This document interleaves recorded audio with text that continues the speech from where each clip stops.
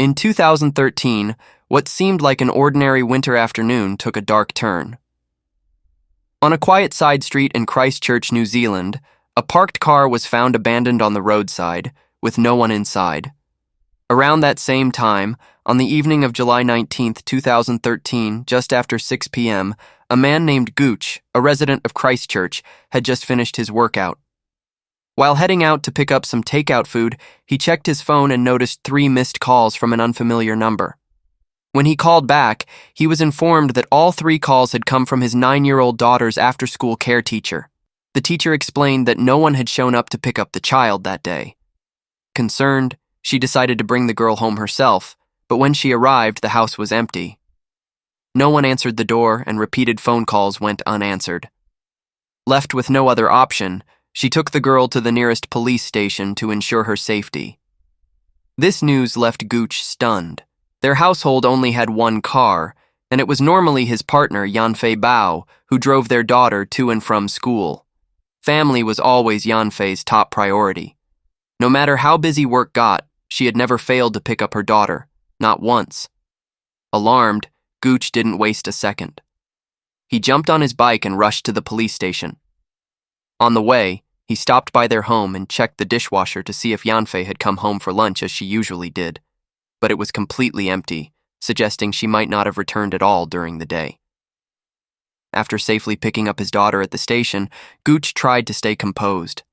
He expressed his growing concern to the police, noting how unusual it was for Yanfei Bao to simply vanish without contact.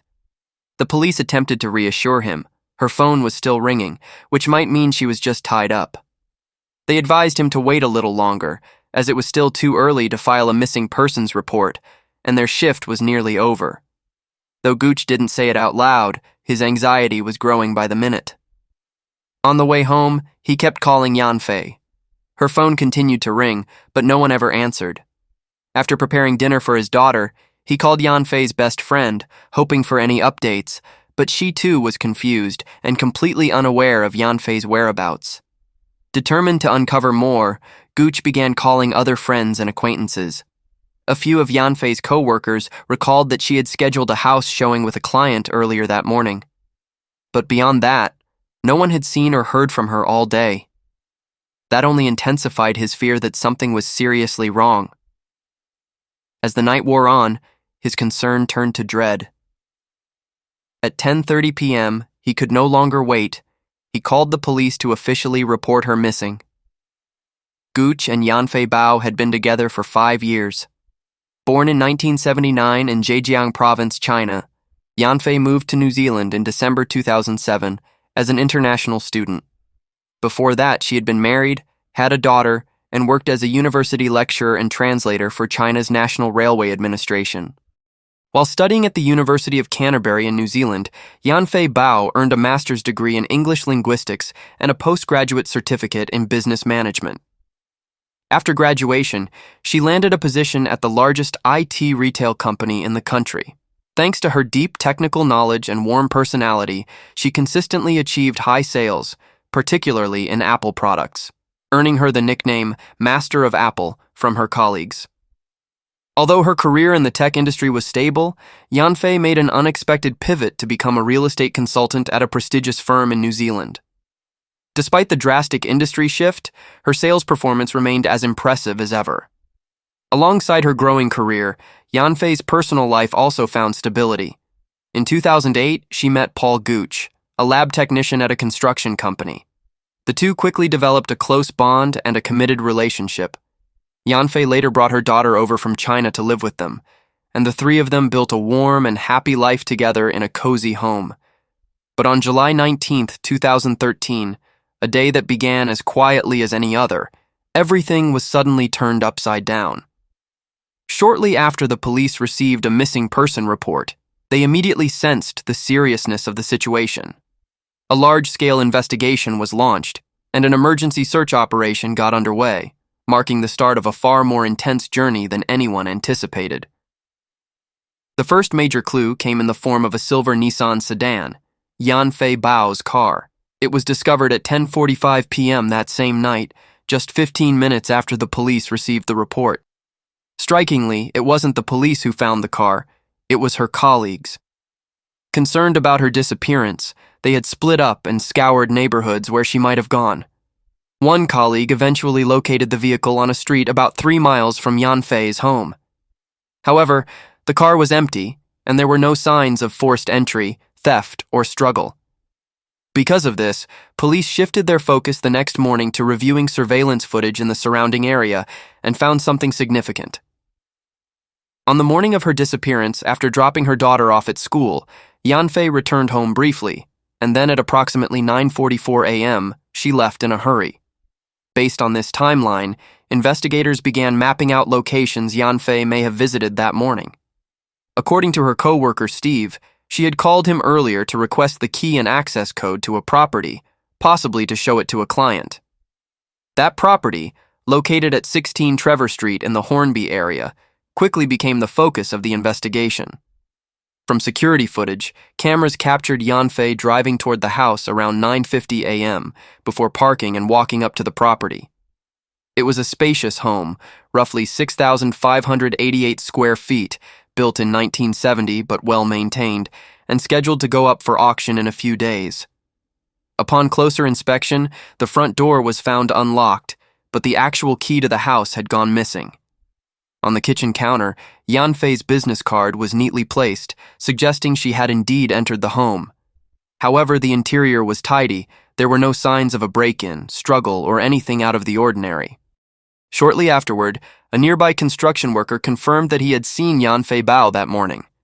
The two exchanged a brief conversation about buying a house, and she handed him a business card, saying they could connect later if needed. Meanwhile, at around 10:30 a.m., a surveillance camera captured Yanfei Bao on a street about 1.9 miles away. She was using a common technique in the real estate industry, going door to door to scout for potential clients.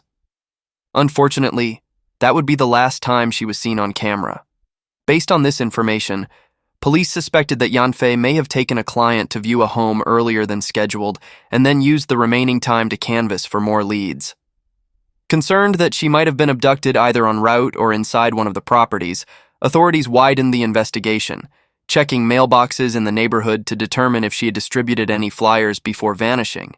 However, results showed no indication that Yanfei Bao had been threatened. Police expanded the search around the location where her car was found, interviewing residents, but no one reported seeing her or confirming that she had been in the area. This raised a troubling possibility. The person who drove her car there might not have been Yanfei Bao at all. Meanwhile, back at 16 Trevor Street, surveillance footage showed a man in a white sports jacket approaching the property at 10:58 a.m. Earlier, at 10:16 a.m., Yanfei had used WeChat to contact a friend named Tianjing to ask about transferring $360,000 from China, apparently in preparation for making a cash payment on a real estate transaction. It's important to note that under New Zealand foreign investment laws, only citizens and permanent residents are allowed to purchase residential properties without restrictions. The call lasted about 4 minutes, and Yanfei did not disclose any details about the client, only saying she would call back later. That call never came. Later that same day, at exactly 12:28 p.m., surveillance cameras recorded a man in a white shirt exiting the property alone. He then backed a silver Mitsubishi sedan into the driveway. It's widely believed that this was the client Yanfei had planned to meet that morning for the house showing. As a result, police issued a public request for any information related to this silver Mitsubishi sedan, especially regarding its movements on July 20th. These details could prove critical in guiding the next steps of the investigation. But that wasn't all. Authorities also began tracking Yanfei Bao's still-active cell phone to trace her movements. Working with local cell towers, they attempted to triangulate her last known location. However, the large distances between towers in the area blurred the search radius and slowed progress. From the data they were able to gather, Yanfei's phone had moved through several parts of Christchurch before it finally stopped near a southern highway on the outskirts of the city. Based on this, police launched an urgent ground search in that region. Then, on July 21st, 2 days after her disappearance, investigators discovered Yanfei Bao's iPhone 14 lying in the grass near the side of the highway. The device was nearly snapped in half but remarkably still functional, even able to make calls. What seemed like a small discovery quickly became a pivotal clue in the entire investigation. At that time, seeing the police actively conducting searches, a local resident named Neil stepped forward with important information. Neil recalled that around 6:15 p.m. on July 19th, the same day Yanfei Bao went missing, he saw a silver Mitsubishi sedan parked across the street from his house. The car's headlights were shining directly into his living room, which annoyed him. Just as he was about to step outside to say something, the car made a quick U-turn and drove away. Later that evening, while heading out to dinner with his wife, Neil spotted the same vehicle again and decided to follow it. He clearly remembered a yellow sticker on the trunk and a dent on the right side. That detail prompted Neil to take action.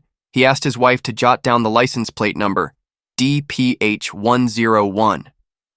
This clue quickly led police to identify the owner of the silver Mitsubishi sedan as Tingjun Chao, a 52-year-old Chinese national.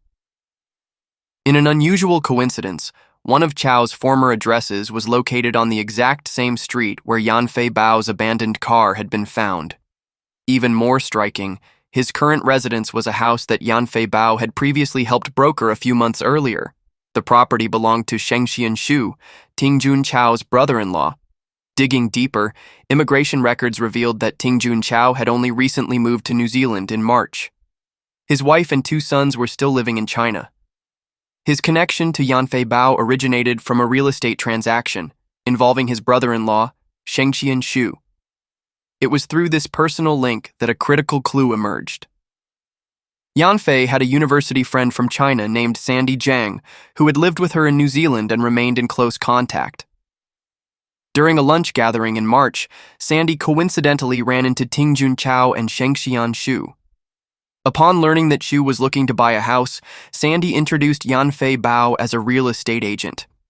Through that introduction, Yanfei met Tingjun Chao for the first time when he came to deliver a deposit on Shu's behalf, since Shu was still in China at the time. From that point forward, Cao became a person of interest. Police began wiretapping his phone, collecting communication records, and monitoring his movements closely both before and after Yanfei Bao's disappearance. Then, just when it seemed the investigation was hitting a dead end, an unexpected break occurred on July 22nd, 3 days after Yanfei vanished. A patrol officer near the Air Force Museum noticed a silver Mitsubishi sedan abruptly swerve without signaling upon spotting the police car. Finding the maneuver suspicious, the officer signaled the vehicle to pull over and asked the driver to step out. The man behind the wheel was none other than Tingjun Chao. As he didn't speak English, Chao had to use a translation app to communicate with the officer. He responded with a friendly smile and said he was simply driving around looking for a job. But the officer's instincts kicked in. He noticed several fresh scratch marks on Chao's hands, still bleeding and starting to scab, while the front bumper and tires of the car were covered in thick mud. Realizing the situation was far from ordinary, the officer quietly ran a background check and confirmed that Tingjun Chao was the primary suspect in the disappearance of Yanfei Bao. Without revealing this information, he discreetly called for backup. When asked to show his driver's license, Cao didn't produce any documents. Instead, he pointed to the trunk and opened it. The trunk was completely empty. Even the lining had been stripped out. At that moment, officers monitoring the scene from a covert surveillance post had observed everything. To avoid spooking Cao and prompting him to flee, they instructed the officer to let him go, for now. But after the unexpected encounter with police, the once composed Tingjun Chao began to unravel. Over the next few hours, Chao drove through various roads around Christchurch, making frequent stops at different locations where he appeared to be discarding suspicious items. Police following closely behind recovered several objects, including wet wipes, shoes, a t-shirt, a black cap, and gloves, all of which tested positive for his DNA. And it didn't end there. At a second stop, police found even more discarded wet wipes, along with an ice bucket and the missing trunk lining. Forensic testing later confirmed that the lining contained blood belonging to Yanfei Bao.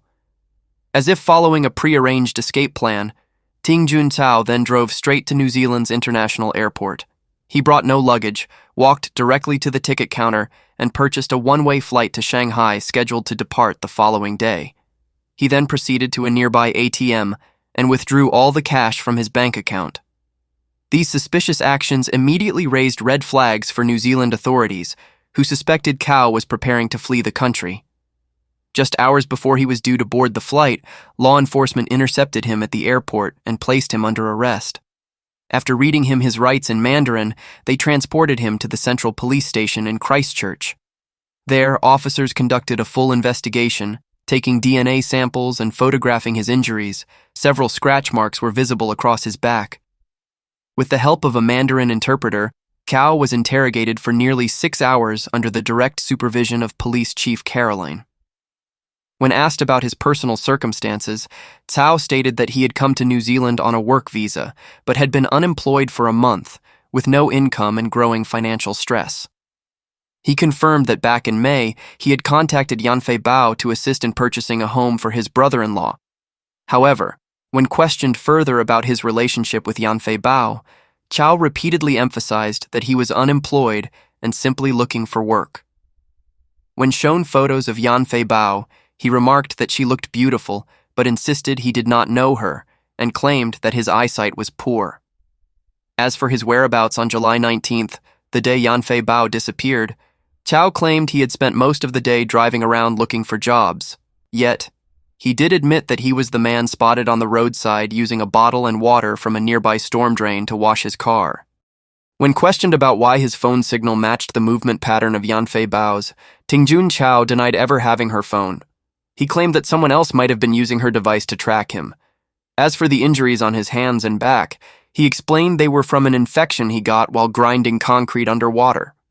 Nevertheless, toward the end of the interrogation, investigators made a final emotional appeal. They reminded Cao that Yanfei Bao was the mother of a 9-year-old girl who was still waiting for news of her mother every single day. But Cao didn't respond. He simply shook his head in silence. Shortly after, Tingjun Cao was formally charged with kidnapping. Police immediately expanded their investigation, beginning with the house at 16 Trevor Street.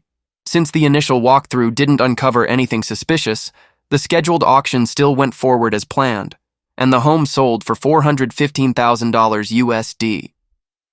However, shortly after the auction concluded on July 23rd, police sealed off the property and conducted a second, more detailed search. This time, they uncovered critical evidence. Luminol tests showed traces of blood on the walls, curtains, carpet, and doors. There were also signs of something being dragged from the front bedroom down the hallway to the front entrance. Crucially, surveillance footage revealed that a black-handled knife, initially visible in one of the early frames, vanished in later footage. This strongly suggested that the blood-stained knife hadn't been discarded by accident, but was instead a potential murder weapon that Tingjun Cao deliberately tried to dispose of. That same day, Cao was caught on camera entering a hardware store. Unable to speak English, he mimed digging motions to the clerk before purchasing a shovel and leaving. At the same time, police recovered Yanfei Bao's iPhone, nearly split in half, with Chao's fingerprint clearly visible on the back. Despite all the mounting signs pointing to Tingjun Cao's guilt, what troubled investigators most was the total absence of Yanfei Bao's body. A week later, authorities officially classified the case as a premeditated homicide. The lead investigator later admitted that although the family still held on to hope, he no longer believed Yanfei Bao was alive.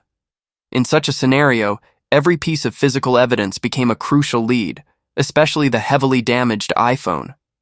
Even though the device was nearly destroyed, forensic technicians worked relentlessly to recover data, hoping to identify the last known location where Yanfei Bao had used her phone. Months passed, and the encrypted phone remained locked. A forensic analyst named Eisling made 8 unsuccessful attempts to guess the 6-digit passcode. But the stakes were dangerously high, only 2 more incorrect tries, and all data on the device would be permanently erased. Finally, on May 21, 2024, an unexpected breakthrough emerged. Eisling discovered that Yanfei Bao's young daughter often used the phone to play games. This led him to theorize that the passcode might be a number sequence that a child would find easy to remember. Not wanting to waste this narrow window of opportunity, Eisling received authorization to input the girl's birth date, year first, followed by month and day. To everyone's surprise, the code worked. The iPhone unlocked and revealed the final timestamp, Yanfei Bao had used her phone for the last time at 11:26 a.m. on the day she went missing. In a surprising coincidence, Yanfei Bao had taken a 1-second motion photo at what appeared to be the exact moment of the attack. Police believe this may have captured the moment she was assaulted, as her phone violently shook immediately afterward. Even more critically, she managed to record a short video clearly showing the address sign, 16 Trevor Street.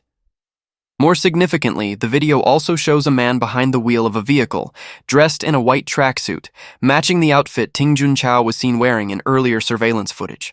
The man spoke first in the clip, suggesting he had arrived early and was waiting at the scene.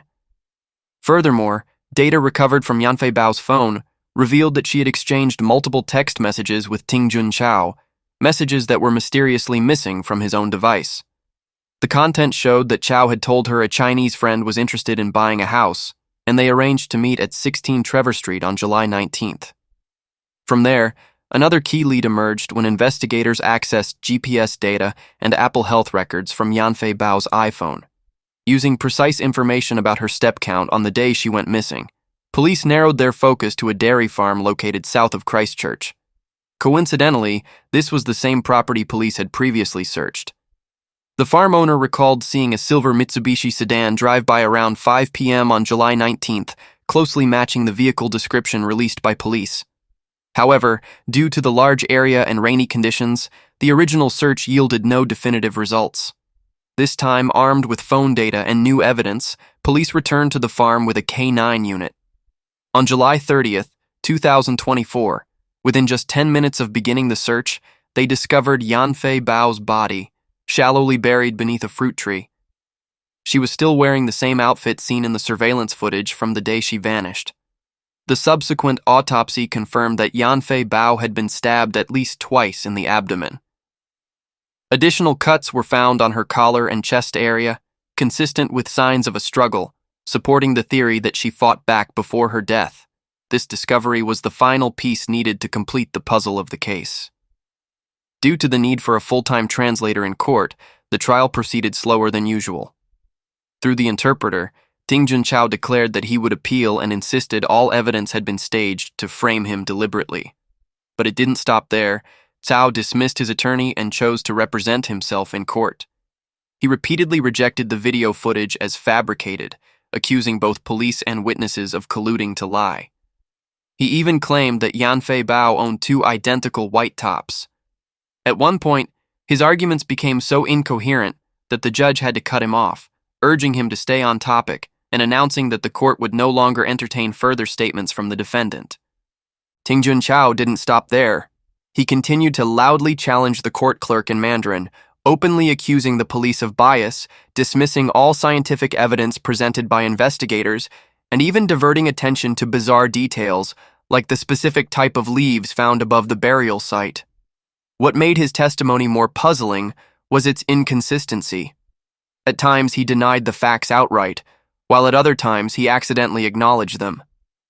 In court, most of Ting Junchao's questions were immediately objected to by the prosecution, and his convoluted reasoning often triggered laughter from the gallery.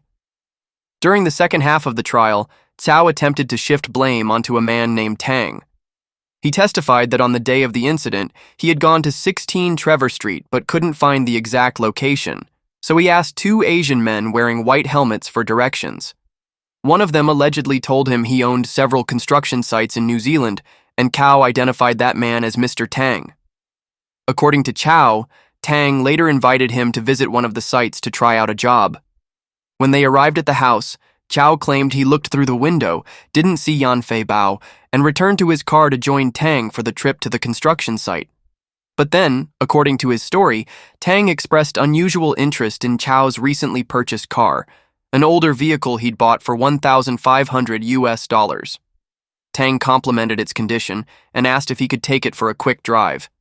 Thinking nothing of it, Chow agreed and let Tang take the wheel. Because Tang didn't want to dirty his leather shoes, Chow claimed he offered Tang his own sneakers. During the roughly 30-minute test drive, Chow said he left his phone in the car and only communicated via walkie-talkie. He argued this was why his phone appeared in key locations linked to Yanfei Bao's disappearance. However, this version of events sharply contradicted his initial police statement. Earlier, Ting Junchao had insisted he was alone all day and had his phone on him at all times. Confronted in court with the video of his original testimony, Cao claimed that the footage was fabricated. Police, however, stated that the case was already backed by overwhelming and compelling evidence, all of which pointed to Ting Junchao as the person responsible for murdering Yanfei Bao. Another significant detail surfaced, shedding light on a possible motive. A close friend of Yanfei Bao testified in court that about a month before her disappearance, Bao confided in her about a male client who had been pursuing her. Although Bao had clearly rejected his advances and told him she had a family, the man continued to approach her persistently. Yanfei Bao never revealed the man's name, but police recovered a deleted photo from Ting Junchao's phone, taken at 4:34 p.m. on the day of the crime. The image showed a partially naked woman lying in the trunk of a car, her lower half exposed, hands tied with visible blood in her genital area. From another angle, Yanfei Bao's boyfriend confirmed that she had previously undergone a C-section and bore a scar on her abdomen, an exact match with the woman in the photo. This led police to suspect that Ting Junchao's motive may not have been solely murder, but could also involve sexual assault. In the end, it took the 12-member jury only 1 hour and 37 minutes to unanimously reach a verdict, guilty of both murder and kidnapping. Upon hearing the judgment, Ting Junchao sat frozen in the defendant's chair, his hands gripping the armrests tightly. Perhaps in that moment he understood the truth had come to light and lying was no longer of any use. Around the same time, New Zealand media revealed a disturbing detail. While in custody awaiting trial, Ting Junchao had allegedly told other inmates about how he killed Yanfei Bao. One inmate even reportedly tortured him in an attempt to force a confession about where the body was hidden. One former inmate named Stephen, who had shared a cell with Ting Junchao, said he initially had no idea why Cao was incarcerated, but tried to communicate through gestures and hand signs. Over time, the two managed to have basic conversations despite the language barrier. Then, one day, Stephen came across some of Cao's legal documents and noticed 2 dates that matched the timeline of Yanfei Bao's disappearance. When Stephen asked about them, Cao tapped the first date, mimed tying something around his left wrist, and gestured injecting something into his veins, possibly indicating sedation or rendering the victim unconscious. He then pointed to the second date and drew his finger across his throat as if silently confessing to killing her on that day. What made this even more significant was that nearly a dozen other inmates in the prison yard witnessed Cao making these gestures. Word spread quickly, and some began hoping that he might eventually reveal the exact location of Yanfei Bao's body. Stephen later explained that in prison, those who commit shocking crimes sometimes gain attention, or even admiration. Ting Junchao, as a result, was somewhat protected. Some inmates even advised him to deny all charges, just to frustrate the police and delay the investigation. Then, on October 18, 2024, a public memorial for Yanfei Bao was held at a church in Sockburn. Her death left her family devastated. A woman full of hope and passion for life had been brutally taken by Ting Junchao. Ironically, the entire tragedy began on what seemed like a completely normal morning. Yanfei Bao left for work and never came home. What started as a routine missing persons case slowly unfolded into a chilling and horrific story that shocked the entire community. After more than a year of relentless investigation, justice finally spoke. What are your thoughts on this case? Let us know in the comments below, and if you found this video compelling, don't forget to hit like and subscribe so you won't miss our coverage of the next case.